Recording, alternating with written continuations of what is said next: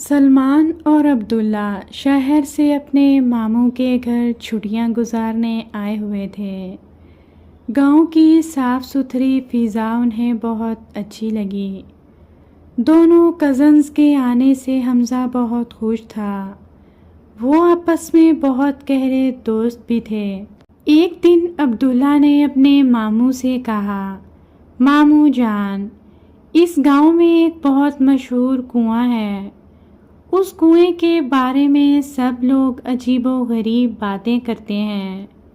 ہمیں بھی وہ کنواں دیکھنا ہے۔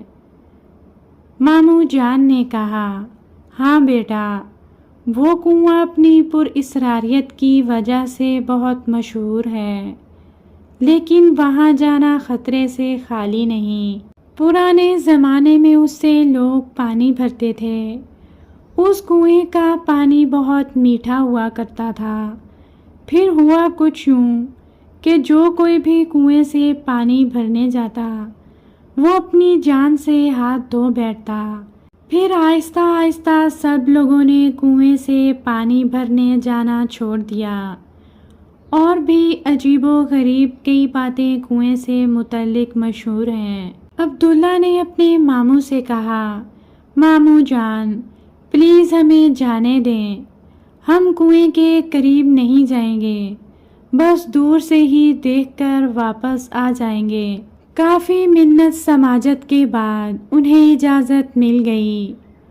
ان کے ماموں کہنے لگے، میں تم لوگوں کے ساتھ چلتا، لیکن میری ڈیوٹی کا وقت ہو گیا ہے، میں اب پولیس اسٹیشن جاؤں گا۔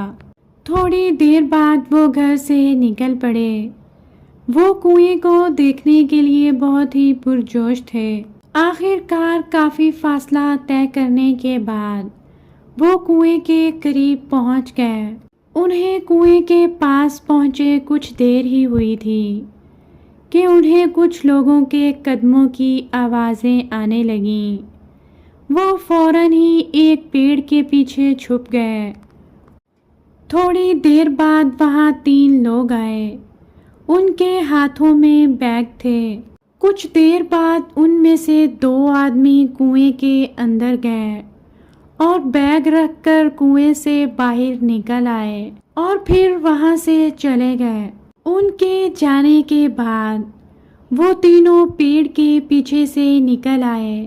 سلمان کہنے لگا کہ ہمیں یہ ساری بات جا کر ماموں جان کو بتانی چاہیے۔ پھر وہ تینوں بھی وہاں سے نکل پڑے۔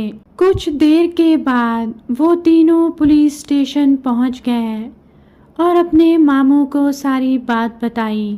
ماموں جان نے کہا، کیا تم لوگ سچ کہہ رہے ہو؟